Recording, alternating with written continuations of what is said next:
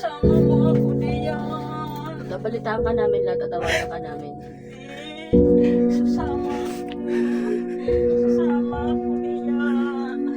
Magtaksi tayo diyan. Gusto ko mayakap si Bibi.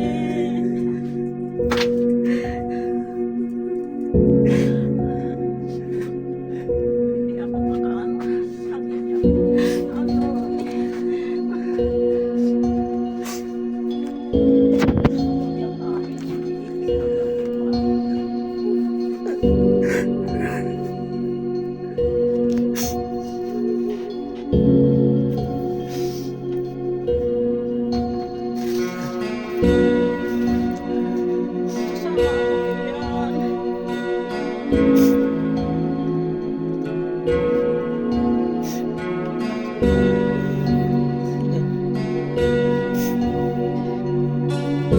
Hindi na, kaya na lang ni Ibaya mag-taxi na yung mga kita natin.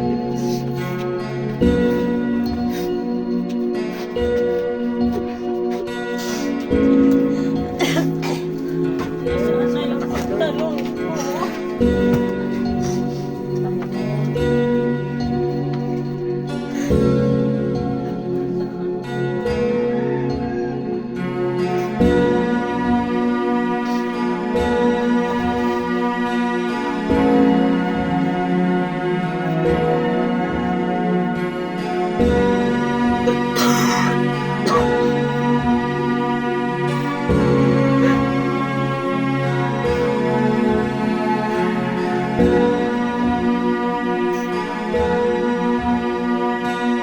Tara na, sama ka lang.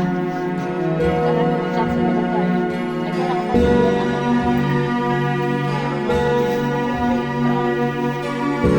Opo, ito po. Sino yan? Wala po nandun sa ospital.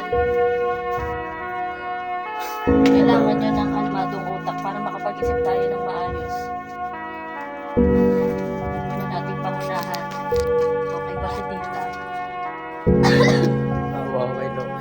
Naawa ko kay Lola kasi si Lola lang yung lagi kasama ni Tita. Natuwang niya. Iiyak ako pag nakikita ko si Lola umiiyak. Nauna ka na. Tamo na kami sa hospital, i-check namin yung condition ni Tita.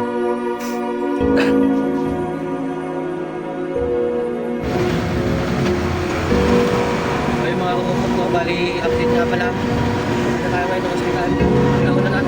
Kailangan natin si Lola at si misis ko para muna dun sa nag-taxi ko na sila. Kasi si Lola nakikiusap na gusto niyang makita si Tita ngayong araw. Kaya Lord, sana nakikinig ka man. Naman sana ngayon Lord. Hindi namin kakayanin dahil lalo pa ako. Nagsisimula pa lang ako magtamot-tamot. Hindi pa ako nakakabawi sa kanya. Sa lahat ng sakripisyong ginawa niya sa amin. Simula maliliit kami.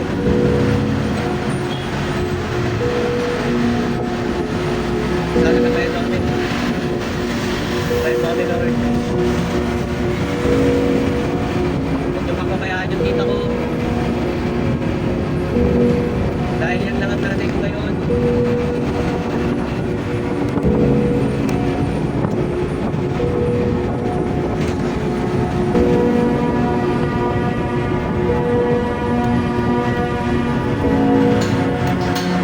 Hirap pagka nagkasabay-sabay yung problema, hindi mo alam kung paano mo siya lalabasan. Basta, kailangan na tulong ako eh. Kaya ngayon, lalo pa, sa pala talaga kami kasi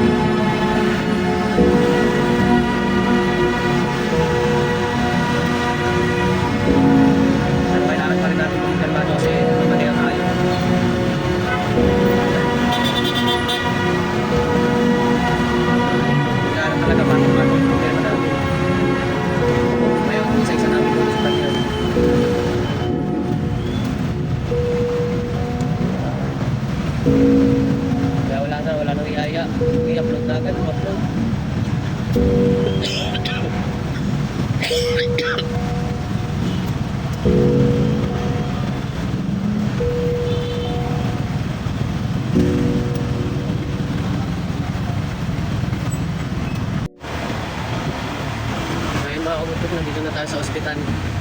Hanapin na lang natin yung misis ko tsaka si Lola. So nakikita ko na sila. Antay na lang ng update. Tingnan natin yung update ngayon kung anong gagawin kay Tita.